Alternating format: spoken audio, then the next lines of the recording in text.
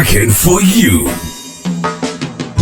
A weekly talk radio program which highlights developments of national interest and the activities of your St. Kitts Nevis government. Join host Roy Williams as he presents news, views, reports, and interviews about everything regarding the activities of the Team Unity government and the building of our communities and the development of St. Kitts Nevis. Tune in and call in to interact with your government and share your views regarding the upward forward development of your community and our beautiful Twin Island Federation. Working for you is weekly, every Wednesday live from 1:30 p.m. to 3 p.m. on ZIZ Radio, Win FM, and Sugar City FM with rebroadcast on participating stations. Working for you.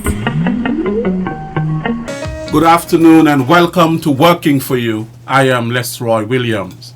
Thank you very much for tuning in to today's program, wherever you are in the world. Your company is very much appreciated. Today we are going to be talking about a very interesting topic, one that is extremely topical at the moment. We will be speaking about our at-risk youth population or marginalized population and what is being done to help the at-risk marginalized youth population, what is being done to empower them, to help them to lead more positive lives. Of course, we know Emil Durkheim, the sociologist, who is considered as the father of functionalism. The theory functionalism is more or less like stasis compared to a human body. All parts of the body must be working together in order for that body to healthily function. So it is in society. We have various institutions, we have social institutions, we have the family, we have religion, we have education, we have the justice system, and so on. These are institutions and they must all function together in order for social stability in the society. All the arms in society and groups and so on, they must function and function healthily if we are to have a healthy society. So that is just functionalism. Society must function, and all groups and people in society must feel somehow that they are included and that they play a role in the development of our society. So we'll be talking about a lot of that today, and in particular focusing on the at-risk youth population or the marginalized population within our society. I have with me on the program today, my special guest is National Security Advisor, retired Major General Stewart Saunders, who comes to the position of National Security Advisor having had a lot of experience in Jamaica working with national security and so on.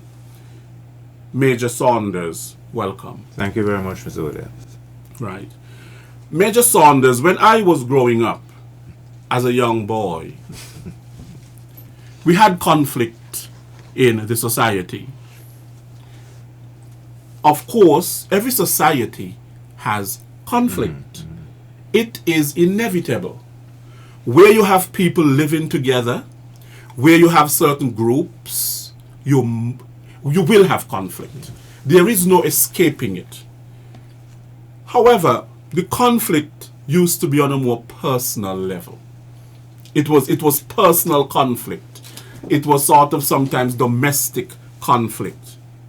Later on, in contemporary society, today, we are seeing that you have conflict among groups in society. Groups and groups at war with each other. We've had the formation of groups. Could you, Major General, speak a little bit to the at-risk youth population? Who are the at-risk marginalized youth population? How would you define that? Okay, let us start first by saying the at-risk youth population is a very broad term. right? And it involves people who are basically in gangs, people who are marginalized in one way or another, people who have been victimized as a result of these violent type activities, and people who just have not been able to grasp opportunities in society to further themselves. So in a general sense, that is the at-risk population that we're talking about. And it's a population that if you do not channel them in the right direction, you're bound to have problems. And problems along the lines of what, as you mentioned, the theorist Emil Durkheim spoke of in his heyday, which still stands today. So perhaps I can look at it in the context of what is happening in St. Kitts and Nevis. We can go back to, or I think I should begin back in, say, the last quarter of 2018. In 2018, the government saw it necessary to bring in assistance from the regional security system in the form of law enforcement officers to assist in a particular crisis that had evolved. I think we'll remember that at that particular moment in time, late September, early October, we had 23 homicides in the Federation. And that, in fact, was a total that was realized for 2017. So therefore, there was a clear situation that needed to be addressed. And there was obviously a need, as the plan dictated under Operation Enduring Safety, for a greater presence of law enforcement in the public spaces. That was put in place in October of last year and went right through until December.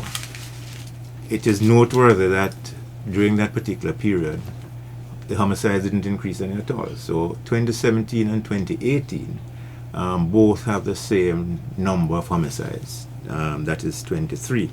That is not to say that that is a tolerable situation or something that is actually acceptable. Any loss of life is not only regrettable, but it's something that basically creates problems within society. Going forward from there, we had our first homicide in 2019 towards the end of January.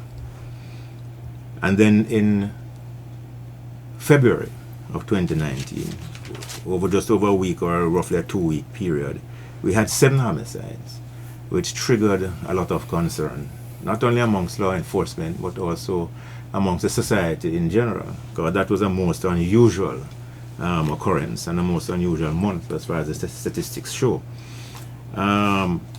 So enduring safety had created an atmosphere up to a point, and largely as a result of the policing presence that was in the public space. When this presence started to wane in early January, then we saw crime coming back on the scene again, as I explained in February, which was most unfortunate. But something had to be done, right? It's interesting to note that during this period, that is from October under enduring safety right through to February, the police in fact had been doing quite a lot of work with the gangs and had been engaging them, right? And after this spate of murders, something very strange happened. The gangs themselves started indicating that they wanted to put an end to violence amongst themselves and their communities. They cited homicides, trauma, the attraction of youth to gang culture, and generally the negative impact that it was creating on the wider society and themselves. Gang members indicated that they wanted an end to violent activities and inquired about the ways and means that they could be assisted in creating a peaceful environment, change current lifestyles, for argument's sake, and become more positive contributors to society. So it was the gangs, the at-risk persons in our communities, that initiated the process, which we're going to speak about today, and which we subsequently embarked upon. Now, when you come across a situation like that, right, which is a most unusual situation which was brought to my attention, unusual in the sense that I had never before heard nor experienced such a request coming from the at-risk and marginalized groups of persons in society. Right. They were seeking the assistance of law enforcement officers to cease violence amongst themselves, change their behaviors, and become more meaningful contributors to society. I'm not aware of anywhere else in the Caribbean where this has occurred. I don't know if anybody could tell me about what I have an open mind when it comes to these things. The phenomenon was therefore something that needed an urgent response. Right? And we set ourselves some immediate tasks.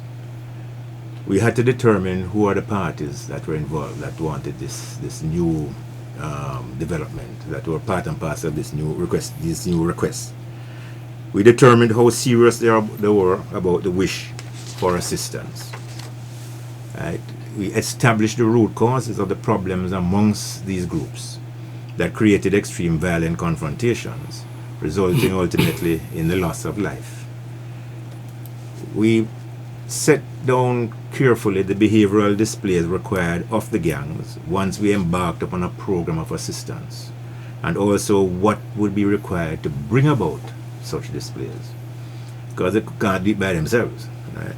We determined how we would need to treat with the victims of violence who are already traumatized by gang-induced incidents.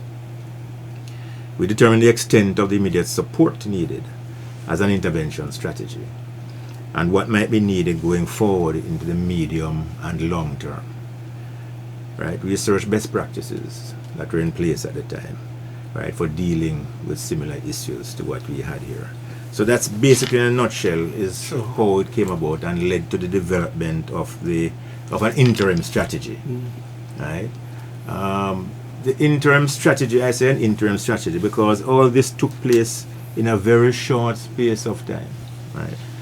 And the primary aim of this particular strategy was to engage the at-risk and marginalized population, to ascertain existing problems and create properly structured, legitimate activities geared to bring about the desired behavioral changes required of a law-abiding society.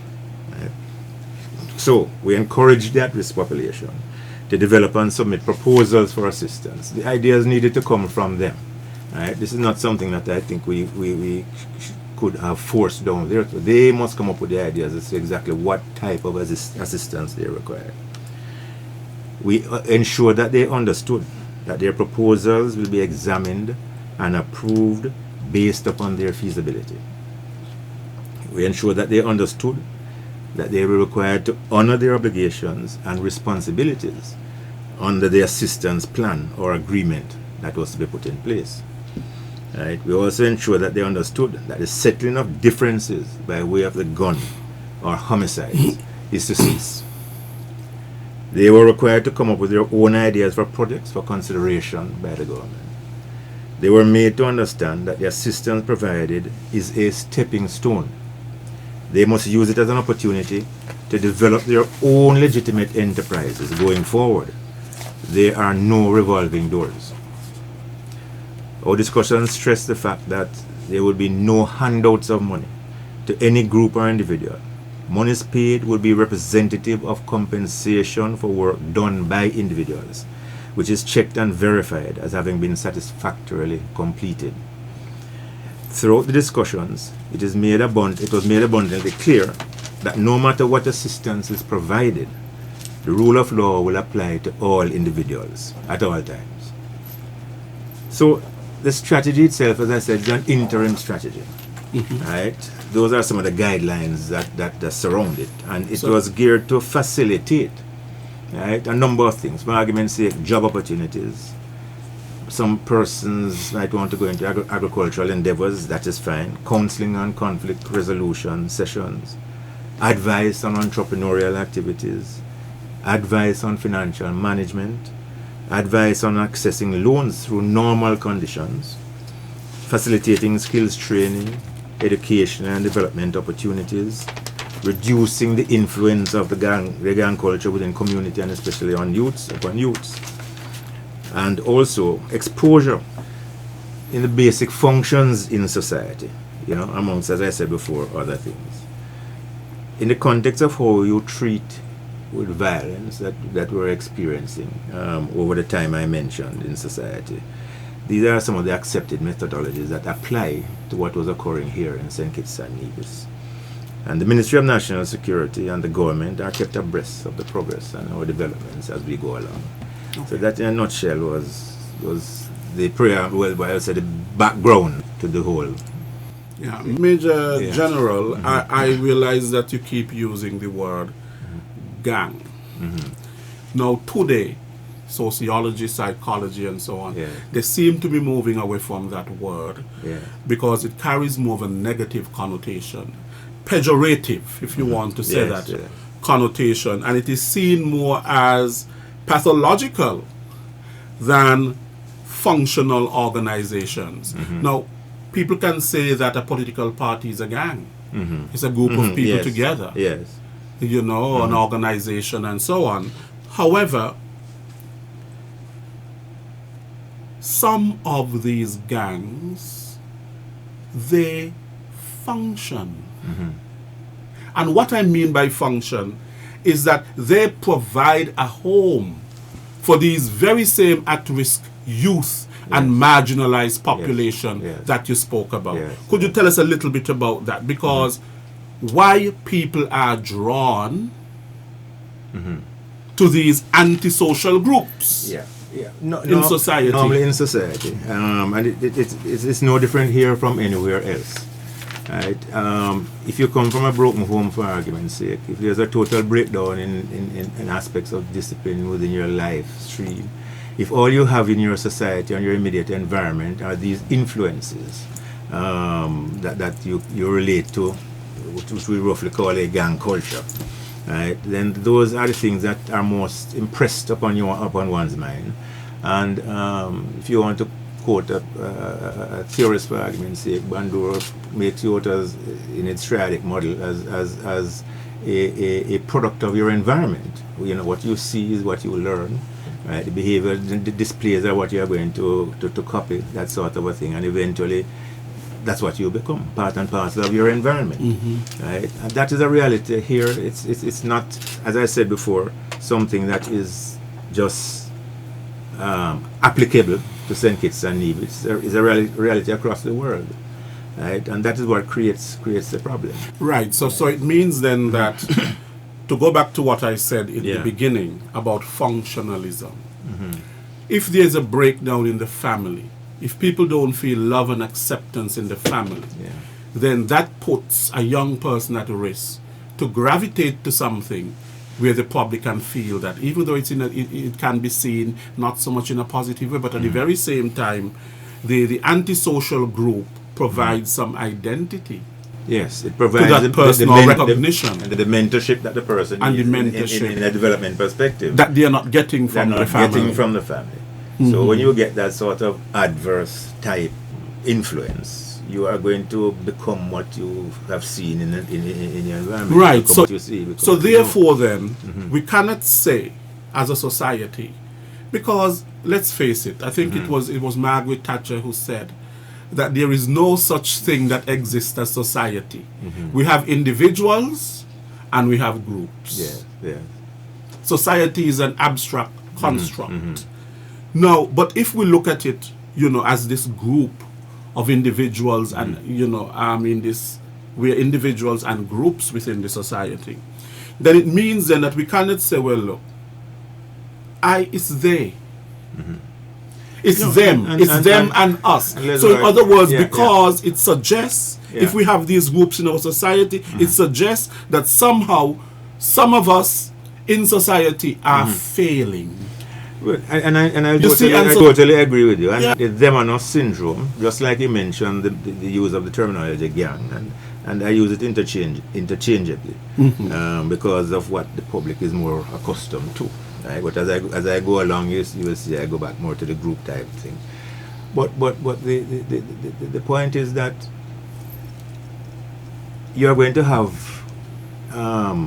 the problems that you're mentioning about unless society comes together in a sort of holistic fashion, right, to deal with things from a collective perspective.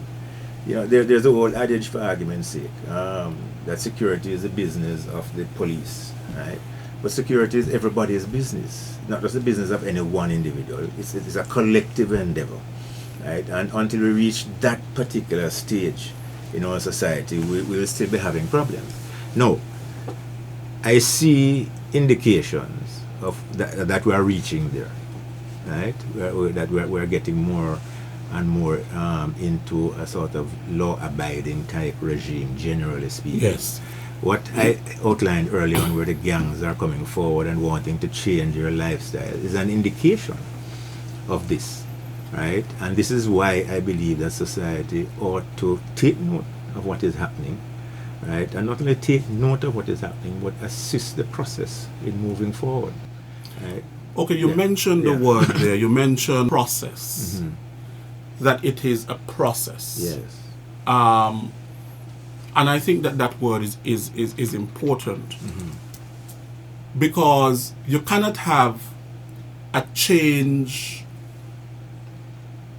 in crime overnight. You're not going to just have a magic wand Precisely. and it just go away. It is a concerted effort. A lot of dedication and work has to be put in. However, it is something positive, the concerted efforts and the work and all the initiatives. However, we are hearing in the news, and a lot in the news, about, and you mentioned it there, about antisocial groups being paid to stay away from antisocial behavior.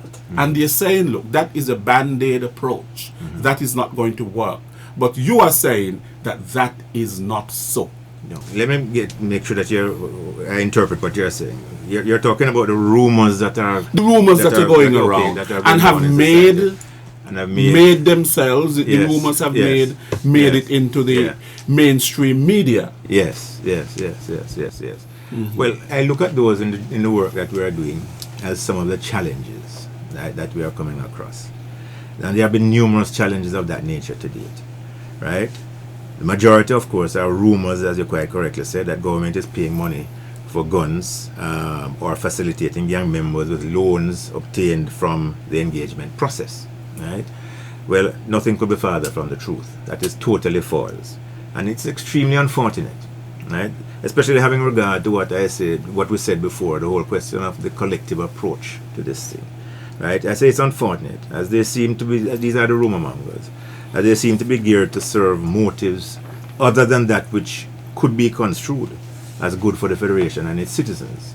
And I think the sooner we get out of that, right, and get behind a program which has the capacity to create the changes, create the behavioral changes that are necessary in the society, the better. You know. Okay, perhaps I could also say at this particular juncture outline the actual engagement process itself, which is in place right now. Yes. We instituted an engagement team, and they commenced dialogues with these groups on the 13th of March of this year. Right? The process has been a very tedious and trying one, requiring a lot of patience from all the stakeholders involved, as you can imagine. Right? This is something new, something that has never happened here before, or as I said before, elsewhere in the Caribbean. Right? The team is comprised of 4 persons, and we spent a lot of time looking into how best to compose this team in order to deal with what we had in front of us. It's led by someone who has knowledge of and is familiar with the gangs, understands their culture, and in whom they have trust and confidence. Right? They will not speak unless they have that. Right? There is a psychologist who understands and is familiar with human behavior, particularly in the current environment, right? Who also enjoys the trust and confidence of the stakeholders. There's a member who has spent many years working with at-risk populations, right? Providing assistance in supporting entrepreneurial endeavors, and is accepted by all parties as a trusted and knowledgeable person. The 4th member is a highly respected religious and community leader, right? Trusted again by all the stakeholders concerned. Right? So we pay a lot of emphasis on those particular attributes which I mentioned.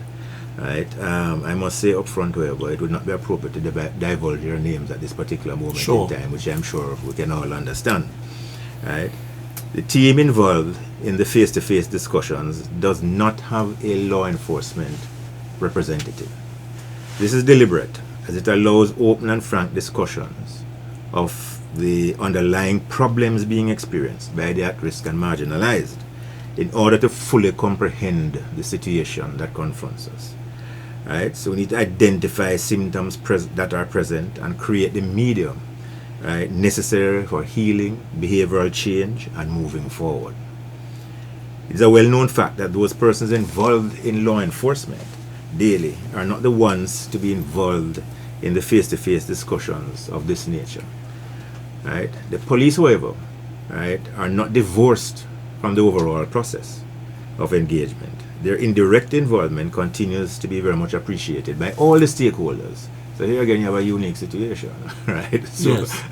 it's not that the groups are afraid of engaging the police or afraid of the police, right? We have reached a stage now where they still continue to engage, but they are not being engaged directly as far as the investigation or examination of the problems is concerned, which is the critical Yes. component. Now, one of the most Yeah. important things I've Yeah. heard you say, you've said many Uh-huh. important things, Major General, but one of the most important things is that you said that the gangs themselves came forward, Yes. Yeah. wanting to put an end to violence. Right.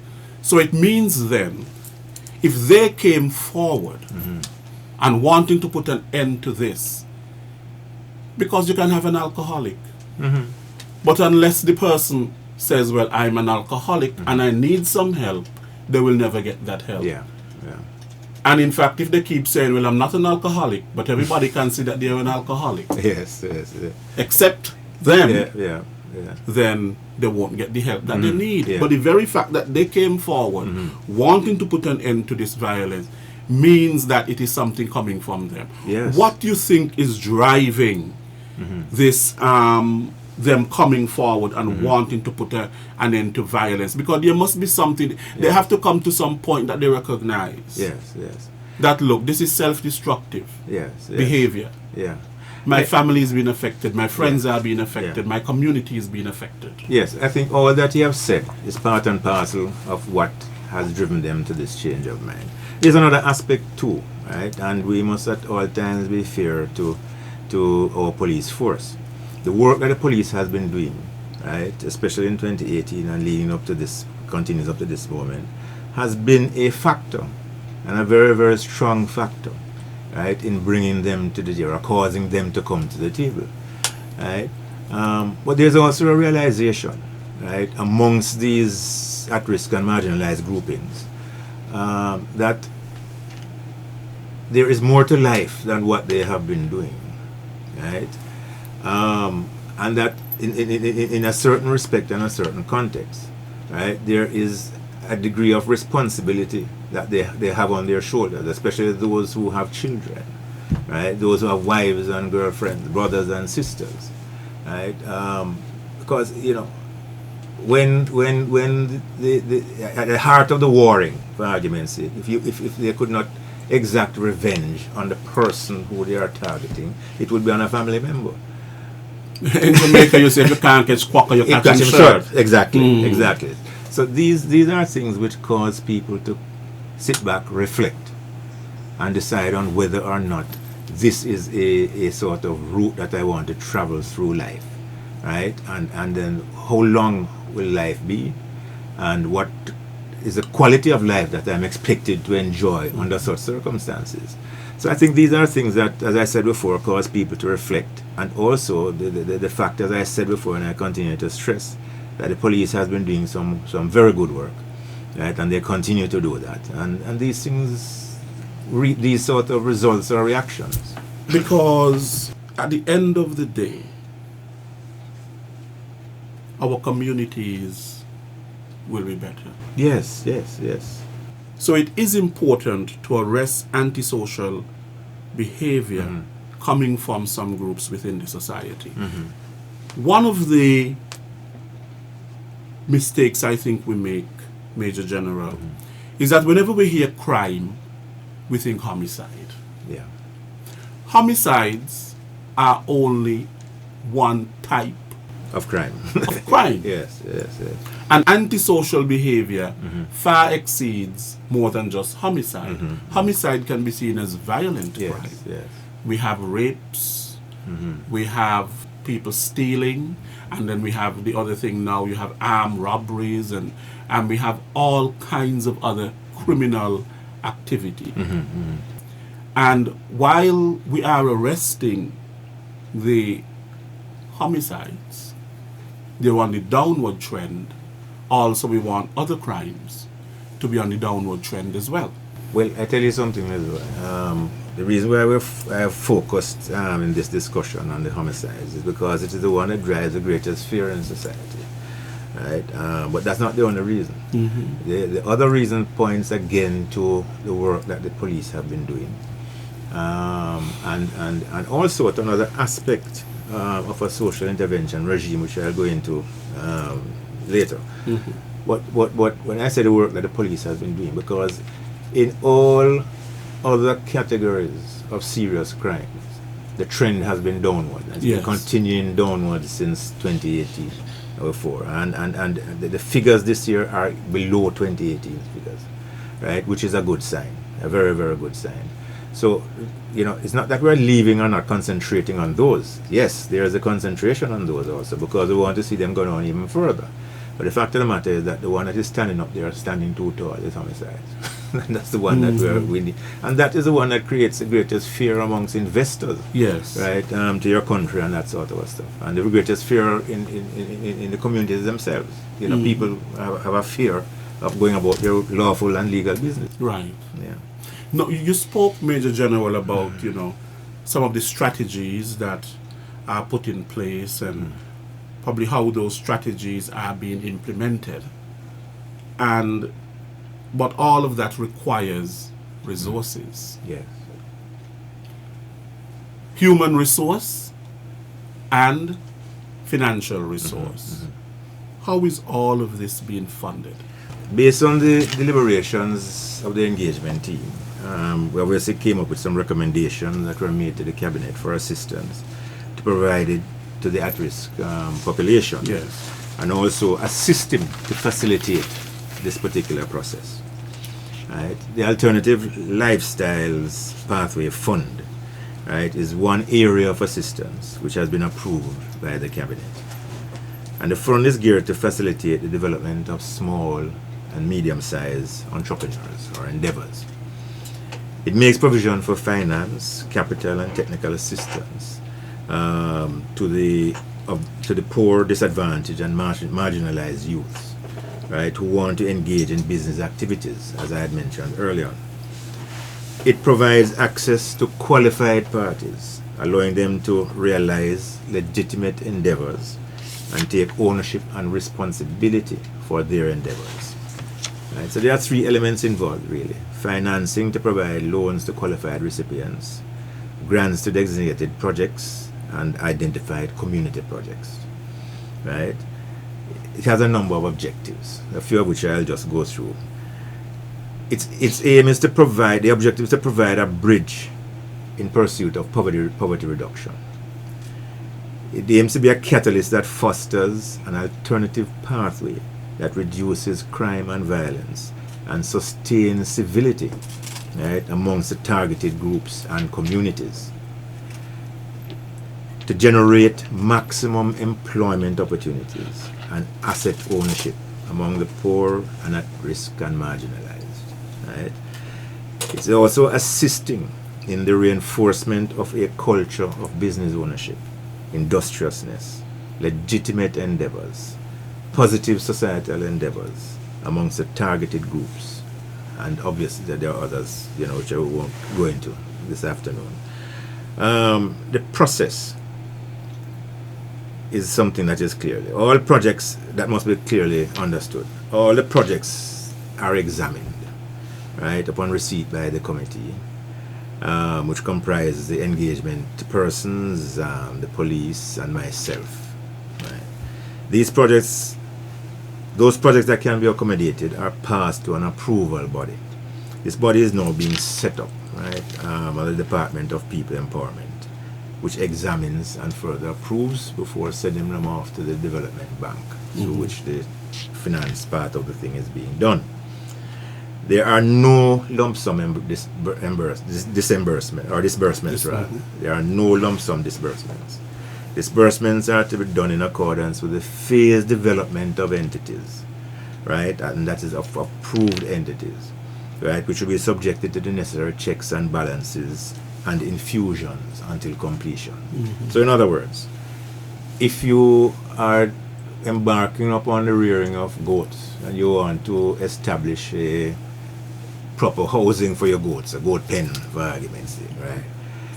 You're not going to get $100,000 in your hand and say go and set up your goat pen. The experts from the agricultural Ministry of Agriculture will come, look at the site, and that is this, and also even before looking at the site, you might want the land, right? The government is prepared to provide the land for you, right?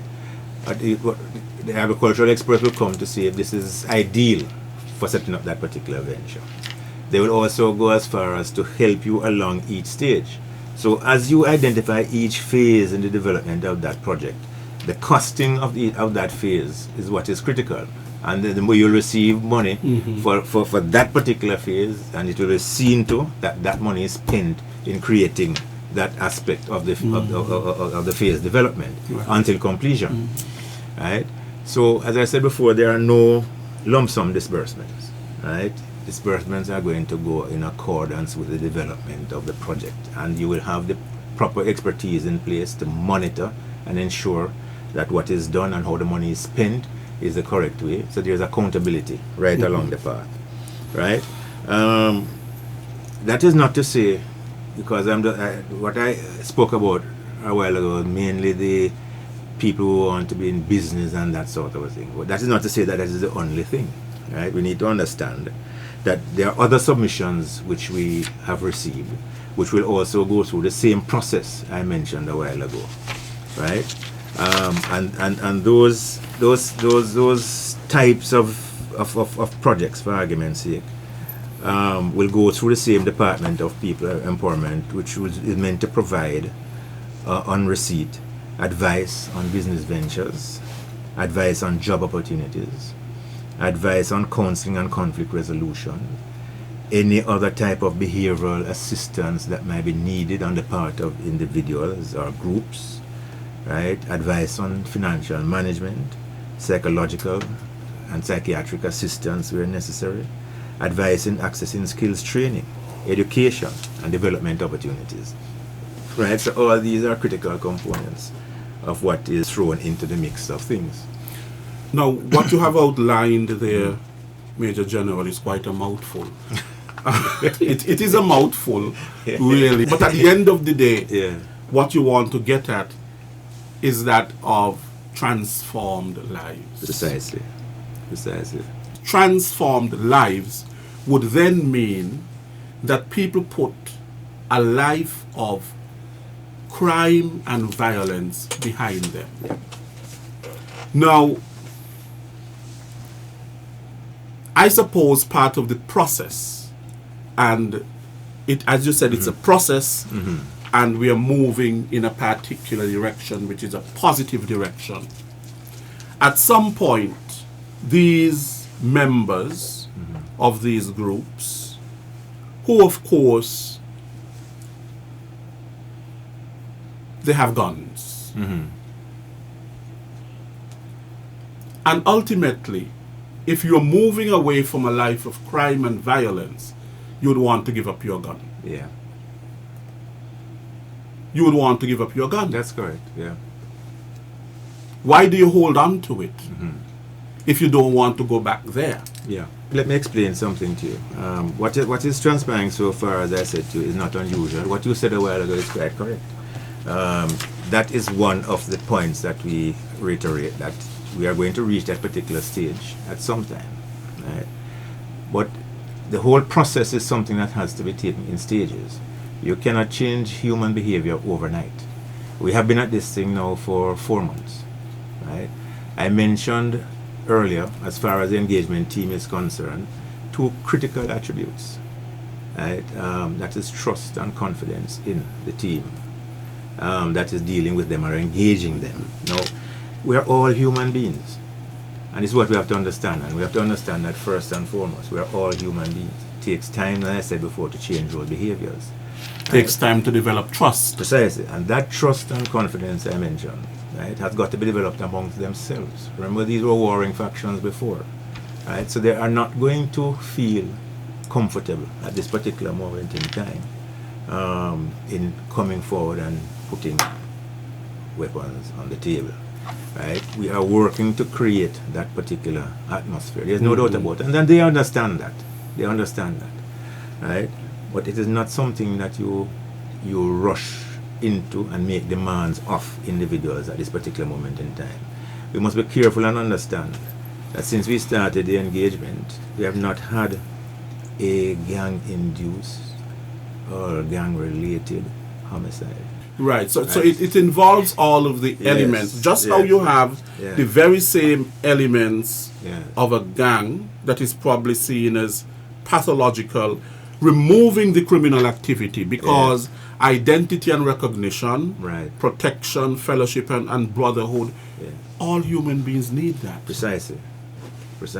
All human beings need that. And so therefore it's a yeah. movement away from what I'm hearing you saying, Yeah. from one type of a group into another group. dimension. Another dimension. Another dimension. Right. Yes. Right. Where people now feel as though they belong and and they are. Precisely. So there is no need for that any longer. We're going to reach that stage. Okay. Right? And it's important to note also that the whole question of social intervention is a very critical and important aspect in all of this. Right? There are a number of programs in St. Kitts and Nevis. Right? And part of the effort here, right, is for us to recognize something. First of all, let us recognize that what we are doing now is an interim strategy that is in place, right? And it was put in place in the absence of anything, right, to address a pressing need, namely that of crime and the result of the gang-induced violence resulting in homicides. As an interim measure, it treats with the immediate problem and needs to be further complemented and eventually consumed. I use the word consumed, right, by a national social intervention framework to deal with the medium to long-term aspects of addressing at-risk groups, specifically our youths in the population.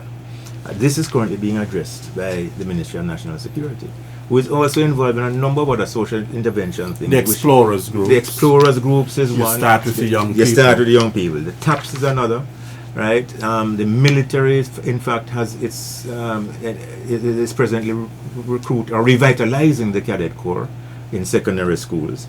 There are police cadets, right? You mentioned the Explorers. There are numerous social intervention programs that are being conducted in the schools, across schools, trying to change behaviors and move people away from the sort of gang culture. Right? There are rehabilitation programs, for argument's sake, for the incarcerated. In the prisons, because when they come out they still have to live as a human being, right, regardless of whatever society. We need to learn to forget that they have gone, they have paid their price, so to speak. Yes. When they come back out, they are human beings, right, and they will need to be employed and to be meaningful contributors to society, right? So, and there are other social intervention programs which are conducted not only by the Ministry of National Security but also by the police themselves.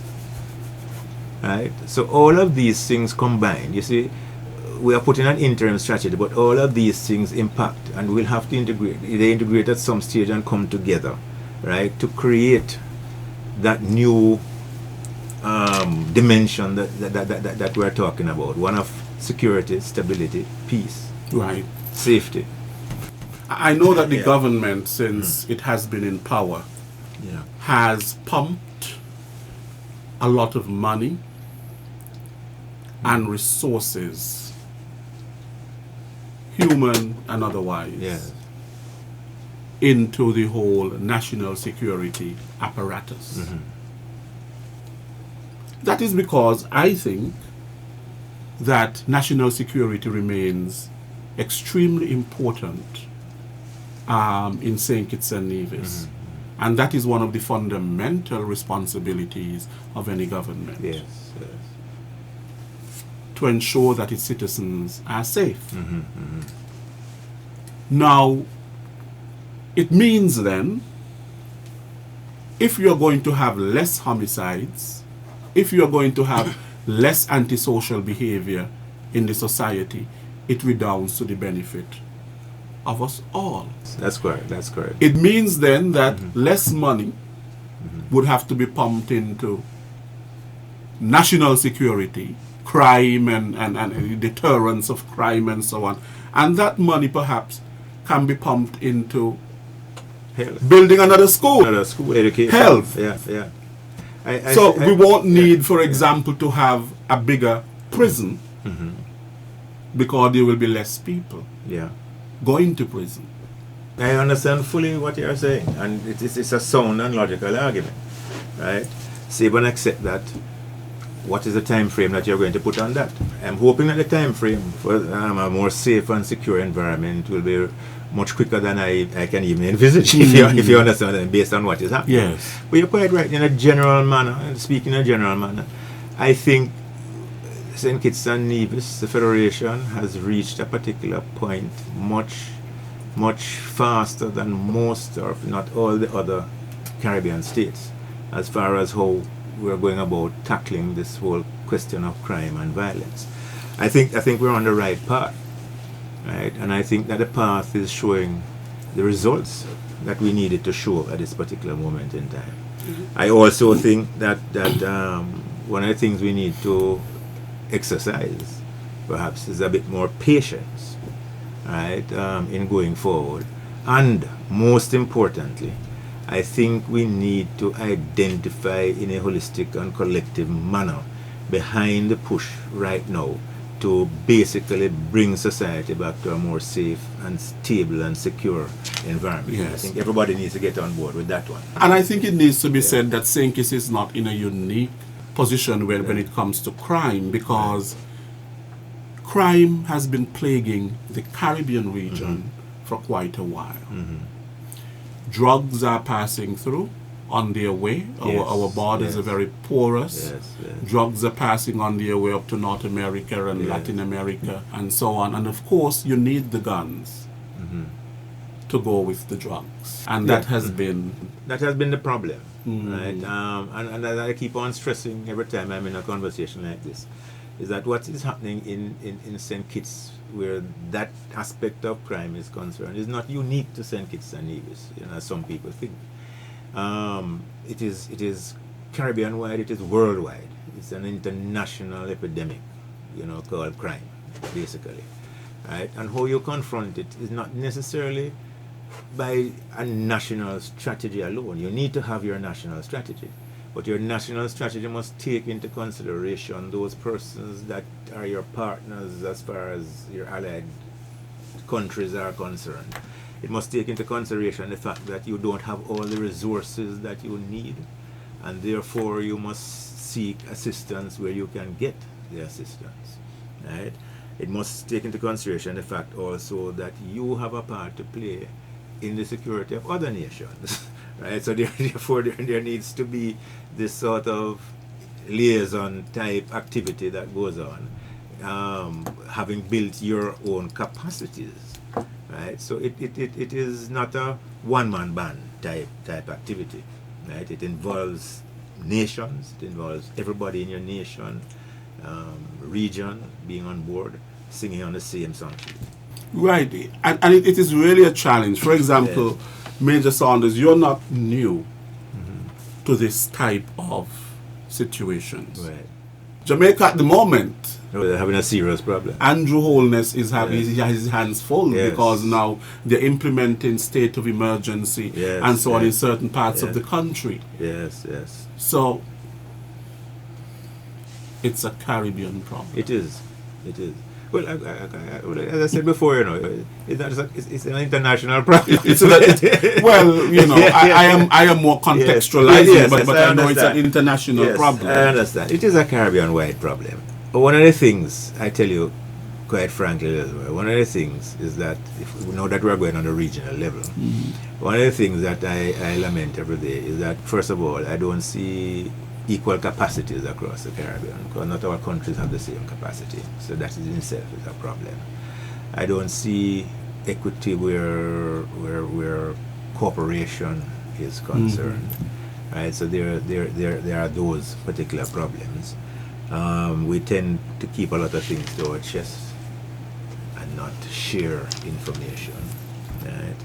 And it's not just a question of in the Caribbean, it also goes to speaks of our international partners. The Lion King. Yes, that same syndrome, right? So we need to overcome those hurdles, right, if we are going to really deal with the problem, right?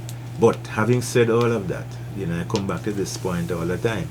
St. Kitts and Nevis is poised right now on the trend that I'm seeing to be the prime example, right, on how to fight crime, right, how to reduce your levels of crime, how to create safe, secure, and stable economies, right?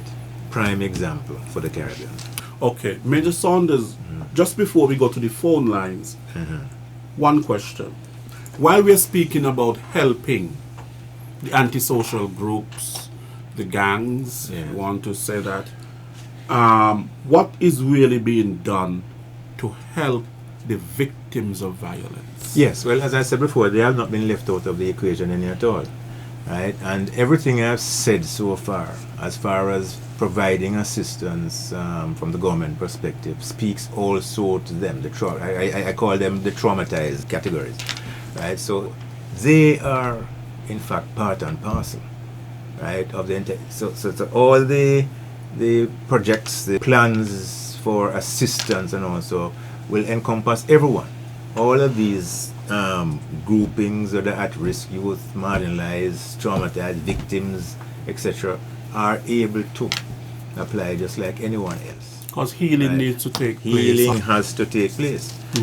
But having said that, I just wanted to perhaps highlight as best as we can in a short time the results of the initiative to date. Right? The engagement of the at-risk groups, as I said before, commenced on the 13th of March, right? Just some 4 months ago. So it's been a very relatively short space of time that we have been accomplishing what we have spoken about today, right? The last spate of gang-induced homicides was in February. Since that unfortunate set of incidents, there have been none, right? Communities previously traumatized by gangs and gang-induced violence have been living in peace and harmony since that time, which I think is a very important point to note. Persons have since experienced freedom of movement within and across communities and the larger public spaces. That was literally forbidden before we started this intervention.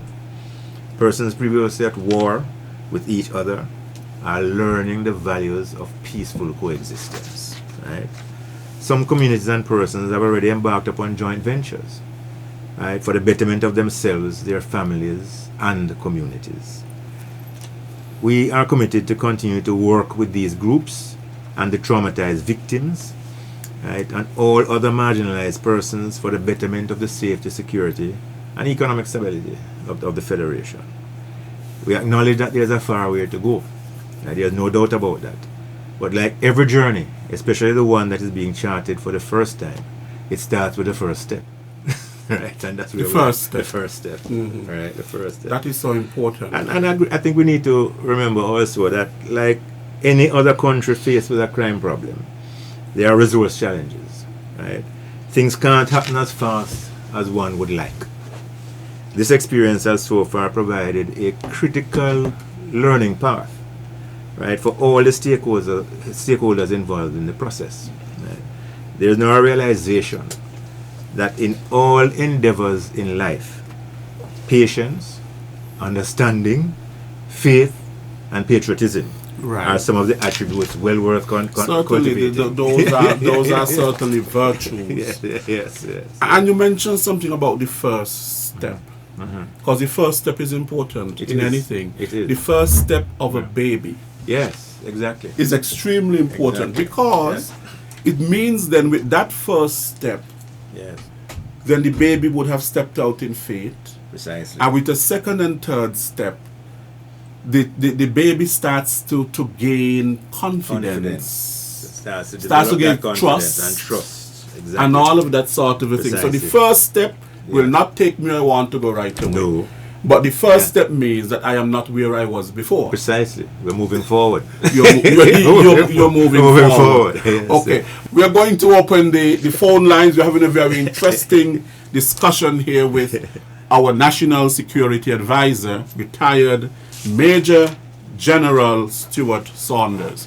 The international number to call is 1718-577-2916. I repeat that, 1718-577-2916. And the local number is 465-2555. We await your calls. Okay, so we speak about many outcomes thus far, and yet this is just the first step. First step. And we are already seeing so many outcomes. Yes. It is to be commended. Working for you, good afternoon. Good afternoon to Mr. Williams. Good afternoon to you, sir. And good afternoon to Major Saunders. Good afternoon, sir. Yeah, Mr. Saunders. Knowing that you come from a big country, right? That always escalated crime. Country like Jamaica and Guyana are all those bigger countries, right? They always have this crime from a long time, and you know? Yes. Now, these small countries seem to breed. I don't know. But this small country now, where we never had these crimes and these things going on. I want to know what you think about our small country now escalating with these crime, violence and all these things. Do you think it's a family problem, like parent problem, is a culture with, and your culture with breeding or whatsoever? Because of what they learn on the internet and all those things. Wait.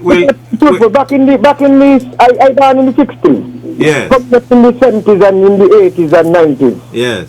I never faced with those kind of challenges with these gun violence and all those things. Yes. But I think some says the modern technology coming in and different things. Yes. So you all these things happening, robbing, stealing, in the small country down here, we never had those things. When I turn on the radio long time, here in Jamaica, here in Guyana, in Barbados, where it used to be so peaceful now, we hear that Barbados have plenty crime now, and, you know, all over the Caribbean now, you know. So I just want to know if it's a culture, and your culture, our people breeding, or because of poverty or whatsoever. Yeah. I will base off the ear. Yeah. No, thank you very much for your question. And I'll say to you that just about everything you say there is part and parcel of the answer. Major Stewart, we have another call. You'll answer after that. Right. Working for you, good afternoon. Yes. Good afternoon, Lesroy. Good afternoon. How you doing? I am well, thanks. Okay, and good afternoon, Major. Good afternoon to you, sir. How you doing too? I am struggling along quite happily. Okay, man, you ain't sound so man. Well, Major, we all know the problem, and we all know many of the causes to these problems. Yes. Well, I am so glad that you did hook up with Mr. Williams today to explain the solution that you all have been using to get a lot of these crime cut down and those who are involved in these things. Yes. Because we all been hearing this negative propaganda out there spreading out. Yes. That the government paying these people who are involved in these negative activities. The government is paying them to stop using gun and shoot people. So I am so glad that you come on here to educate those who would be foolish to believe and accept those kind of statements and propaganda utterances. So thank you for coming, Major. It could not be a better time, and I wish you could come back again. Because a lot of nonsense clogged up in a lot of people's head. Yes. And it's only you on this kind of program here with Lesroy could knock it out. Yes. So again, I commend you highly. Please come back a lot of time. Thank you very much, sir. Okay. Have a good day, gentlemen. I just want to reinforce that nothing of the sort has been done and transpired. Nothing like that. There are no payments of that nature whatsoever. But he did mention something that is probably or can be driving crime today. And while it is a good thing, it also has its disadvantages. Technology. Yes, yes. Well, there is no doubt about that. The first caller mentioned when he was growing up, they didn't have the problems in the society that he grew up in at that particular moment in time. The 50s, the 60s, I think he mentioned, right? And he's quite right. The computer wasn't as widespread an invention or item as it is today. The internet certainly wasn't And the wasn't cell there. phone now. And the cell phone now. Right? Every child, I think nowadays, from you reach the age of probably 4, 5, or 6 years old, you probably have a cell phone in your hand. It's become a common thing, right? So these are all ways and means of communicating, right? And sometimes it's not just a case of you seeing something, but you hear something also, and the influences ride on those waves. Yes. Working for you, good afternoon. Working for you, let's why? Yes. You're That's on why working for it's you. working for all of us. Yes, sir. Major, thank afternoon, you. sir. Thank you. Good afternoon, sir. Because we have some people out there feel they could fool everybody. They did it in 1993 and 1994. And even when we bring you here to help us out with this stigma, we try to run scam on you. A vagabond fella try to run scam on you. But anyway, enough for that. Major, I, as a Rastaman on the road around Bastille, recognize what you is doing. Okay, And sir. since you come to national security, I could see what you is doing. What I want you to do for me, Major, is that you, in national security, to make sure that the chief of police and par with you, with the different armed forces. Because it seems to be, it seems to me that we have a serious breakdown with supervisors, sergeants, corporals, inspectors, right up to the rank. Then working with one another. And if we at the Court of Conscience could see that, national security is supposed to see that. Major, thank you again. You're doing a very good job. And you have to come to us. Because once you're around here, you will get what for you. Have a good day. Let's right. Thank you very much. For all are we. Thank God for Timothy Harris Cooper. Yes, sir. Okay. So he's just, making some commendations, really. But we were speaking about technology and crime. Yes. Let us fast forward a bit to the modern day. Because everyone in St. Kitts has a cell phone. Yes, There are more yes, cell yes, phones yes, in yes. St. Kitts Yeah. than the population. Some people have Two and three. and some people have 3. Yes, yes, yes. But let us understand that it's a platform for communicating. Let us use a real life experience. The whole question of terrorism, for argument's sake. The terrorist cells have been defeated left, right, and center across the globe from time to time. ISIS has been thrown out of Syria virtually, but yet still the influence of ISIS, the doctrine still continues. How does it continue? It is continuing through that medium, right? The medium of the internet, and that medium reaches everybody. Right, so it's a question of indoctrination. One has to be very careful. Right, I just use that as an example, but any other aspect of crime is involved there too. Right, you have a lot of frauds being conducted Yes. by cell phone. Yes. So all of those things, and it's not a question that you go somewhere and learn them. You're learning from the very same instrument that is in front of you. It will teach you how to make a bomb. It will teach you how to do fraudulent transactions in a bank. Because you just have to Google the things and it is there. Right. So we have a serious challenge on a global front this time, which impacts smaller states more than it impacts larger states. Ones. Is it because the state is smaller that the impact is more seen or felt than in a bigger state? That is a reality. That is definitely a reality. There is no doubt whatsoever about that one. Right. Yeah. So the smaller the country, the greater the impact. Greater the impact. For example, St. Kitts is a very small country. Yes. Relatively speaking to other countries. Well, look at it this way. the international system of rating a country as far as homicides is concerned is the amount of homicides that occur per 100,000 in population. The population in St. Kitts is not 100,000. No, it's not. Right? In fact, it's just over 50,000. All right. But you have to do your calculations based upon 100,000. So when you have Per capita. per capita. So when you have 23 homicides per year, for argument's sake, you're up in the 40s, the high 40s, right? When the United States has it's 300 or something million, and you have probably the figure. Let us not go into the figure of homicides per year. But it's showing you something like perhaps 5 per 100,000. Yeah, but we're actually they're having more homicides than us, of course, because of the saying. size. That's what I'm saying. Yeah, that's what I'm saying. You understand? But the impact of that is not as great as the 23 down here. Yes. The other thing I think that we have to look at, one of the outcomes, while there might be individual and group outcomes, we look at the societal outcome. Yes, yes. And the socio-economic, of course, the social Yes. and the economic outcomes. Because, let's face it, we are no longer producing sugar. The sugar industry closed in 2005. In fact, in 2005, we never had so many murders as we're having 14 years later, or had. We are now in a tourism-based economy. Right. And of course, one of the major things that can turn tourists off is that of crime, because tourists want to go to a place that's safe. that's safe. Yeah. Yes, yes. And it is very, very important that we understand this, right? At any particular moment in time, right, that you have an adverse incident against a tourist in this country, it could actually mean the end of the tourism industry, right? Again, because of the size of the state, right? The same set of incidents an incident could happen in another country, a large developed country, right? And it Not has no affected impact. that way. No impact. Working for you, good afternoon.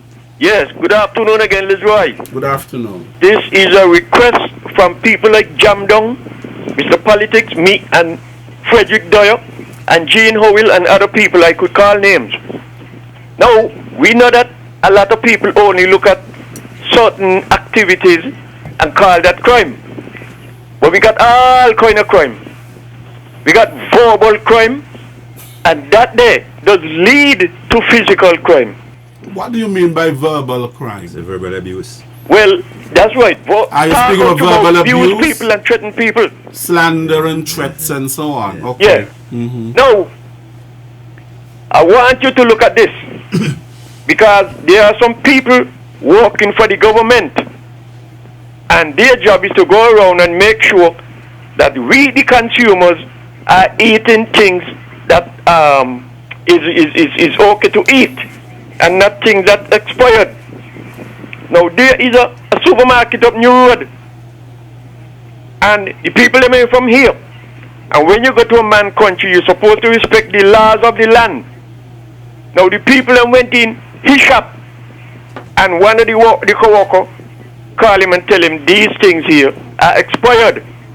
He telling the government employee, shut up. So the employee say again, mister, these things are expired and they need to be off the shelf. I said, shut up.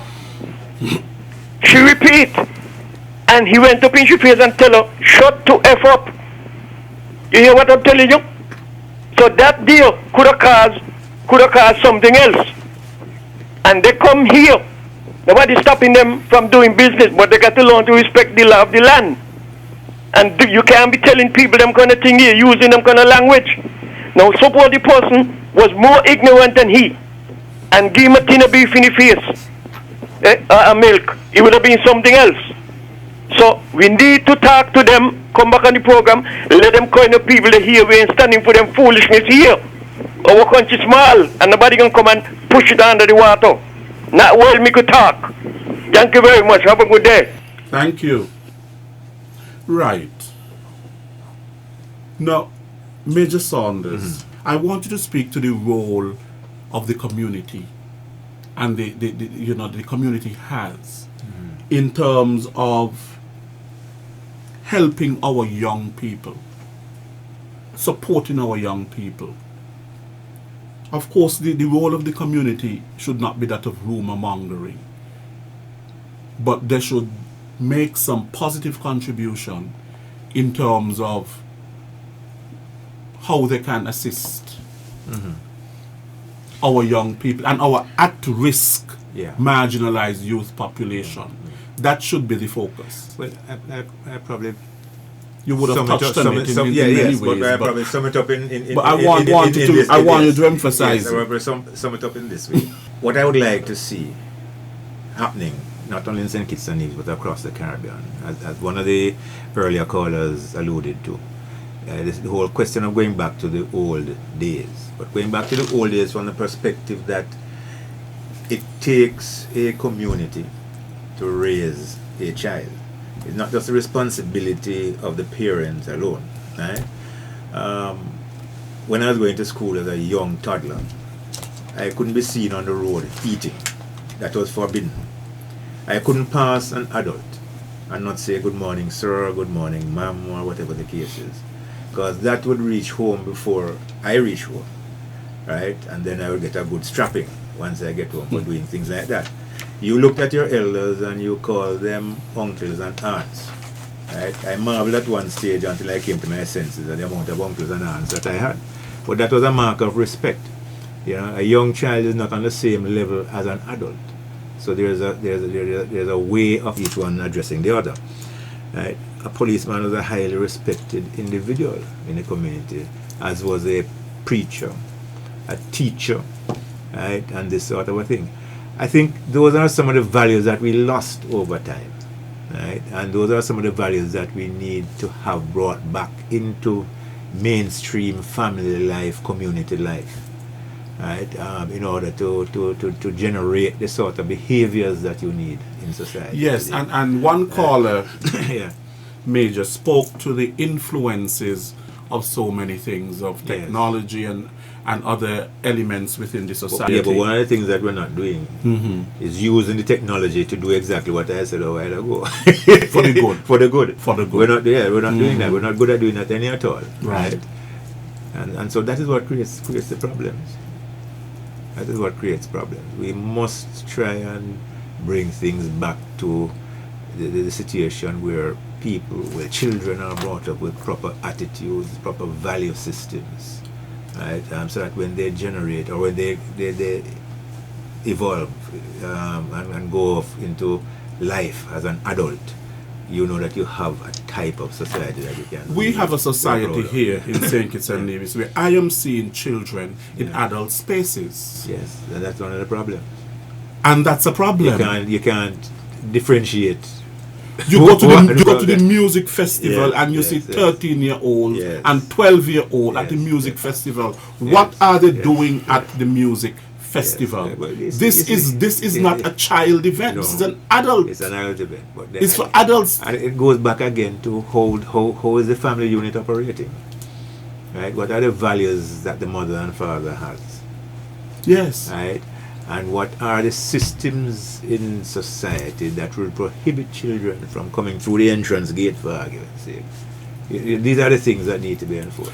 Right? Yeah, when I was growing up, even before 10, you had to be home by a certain time. Oh, yes. 8 o'clock, and you had to be in the house and you make sure. Nowadays, what you're seeing very young children on the road at 12 o'clock in the night, 1 o'clock in the morning, 11 o'clock and so on. What are they doing on the street? That is the problem again, Les, right? We'll go back to the same thing. When I was growing up and you were invited to a house party, the party started at either 7:30 or 8 o'clock in the evening, and by 12 o'clock it's finished. Well, these days it's different. The parties are starting at 12. They start at 12 and 1. And 1, exactly. And not finishing before 5 or 6. Times have so changed, but a lot has to do with parenting. Yes, quite a lot has. A lot has to do with parenting. That's where it starts. Right. So at least, you know,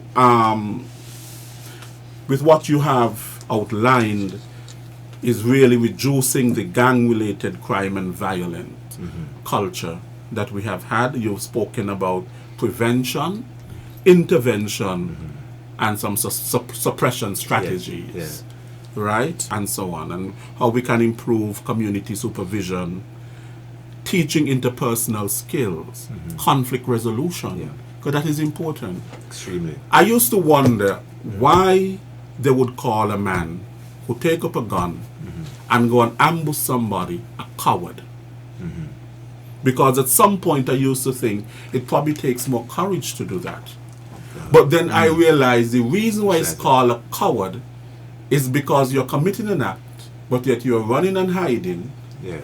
not facing up to your responsibility. Why you run? Why you hide? You take a life you don't want yours taken. Yes, exactly.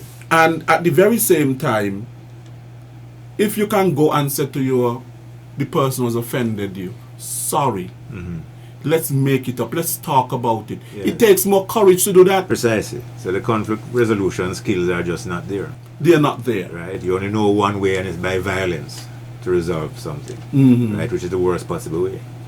Because then violence breeds violence. Breeds violence. Breeds violence.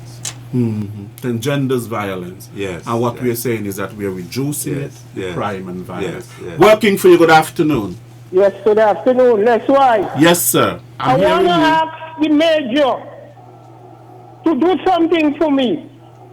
Major, Yes, you sir. know that the Prime Minister, the Minister of Finance, when he take up this country, the armed forces was down with vehicles.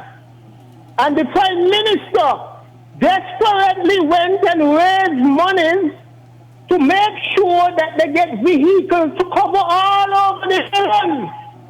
And when we find that the people who is running these vehicles, they're not taking care of these vehicles.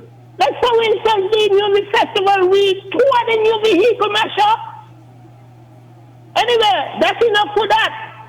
Major, I would like you to make sure that Cromwell and the Chief of Police make sure that they work together, the army and police, and give us the kind of security where the RSS was giving us. Because they got to carry the strain. They got to do that. We're not got to be relying on, we ain't supposed to get these other young men up there feeding and relying on RSS to leave, abandon their duties in the island, giving us security, and got to come here to give us security.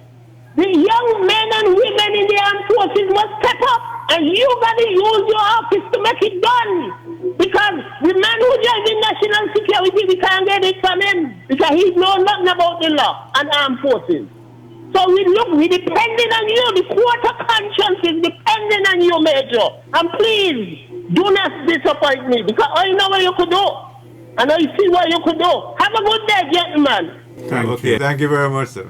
It's amazing that he was saying, though, Yeah, that, yeah. I mean, abandoning these members of the regional security system, Yeah. abandoning their duty in the islands. But Yes, yes. in fact, they're not abandoning their duty. By going to other member territories of the RSS, Yeah. in fact, they are carrying out their duties, Yes, because and that is the mission of the RSS. is the mission of the It's a RSS. regional Yes, security yes, body. Yes, yes. And we also have to understand that crime does not just reside in one country. Right. Crime crosses borders, right? And so the presence here creates problems for criminals, right? And it disrupts activities, right? So there is You know, also- Major Saunders, something Yes. I want to mention to you. The Yes, regional security system is a regional security body Yeah. with member states, paying member states, and that they're to be called upon when the help is needed, or Yeah. and you know it has to go through a process, of course, to get approval and all of that sort Yes, of a yes, thing. yeah. But when the RSS was brought here, there was a big hue and cry that the RSS must not be here. You know, they were intimidating our people, that they were undermining our own local law enforcement officers, and so on. What is your take on that? No, I don't see the RSS input as undermining any of the local officers. If anything, it complements them, right? And it, as I said before, it provided the necessary law enforcement coverage in the public spaces, which was needed at that particular moment in time. I think it's a very good arrangement. What I also say at the same time, that there is going to come the day when the countries who would normally provide the troops to assist one another can't do so. because of the amount of crime that is taking place in their own countries. So there's going to be that difficulty.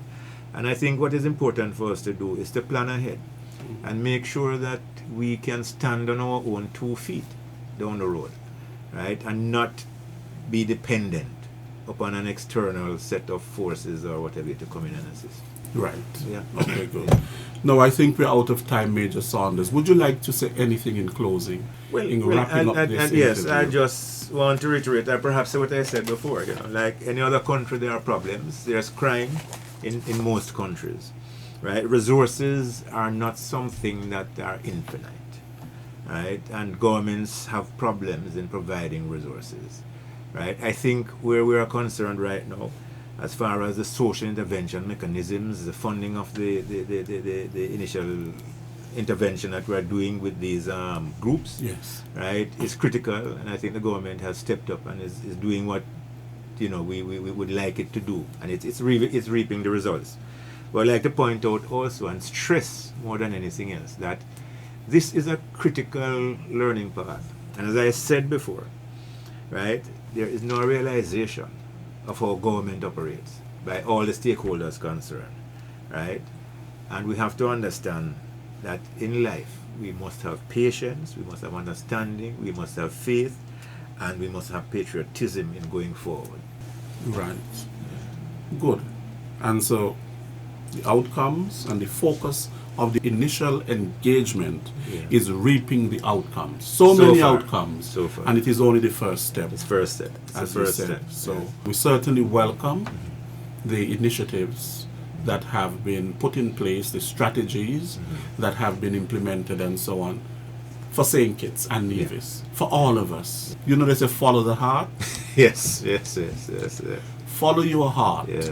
If we follow our heart, and if there's a change in heart and mind, for me who has done theology at the university level, a metanoia, a change in heart and mind, that conversion that is basically needed, that transformation that is actually needed. If that takes place within all of us, not just those people who we say are at risk or who are involved in certain groups, but if that takes place in all of us, this conversion of heart and mind, we'll have a better society. Beautiful society. Beautiful society. Right. So, Major, thank you very so much. Thank you very much. Thank you for coming. Right, thank you too. You have been listening to another edition of Working for You. We were fortunate to be blessed with retired Major General Stewart Saunders, who is our National Security Advisor. Next week, we will be back with another edition of Working for You. I want to thank all of our very conscientious citizens who called in, offered their suggestions, gave their opinions, their ideas, asked their questions. We thank you very much from week to week. We appreciate your company. Next week we will be back for Working for You. Until then, I am Lesroy Williams.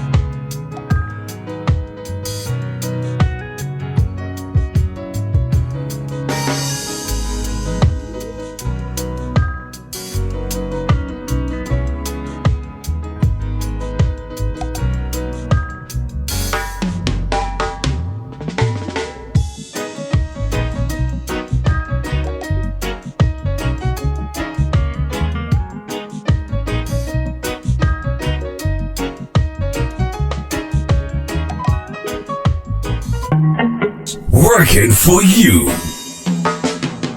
a weekly talk radio program which highlights developments of national interest and the activities of your St. Kitts Nevis government. Join host Roy Williams as he presents news, views, reports, and interviews about everything regarding the activities of the Team Unity government and the building of our communities and the development of St. Kitts Nevis. Tune in and call in to interact with your government and share your views regarding the upward forward development of your community and our beautiful Twin Island Federation. Working for you is weekly, every Wednesday live from 1:30 p.m. to 3 p.m. on ZIZ Radio, Win FM, and Sugar City FM with rebroadcast on participating stations. Working for you.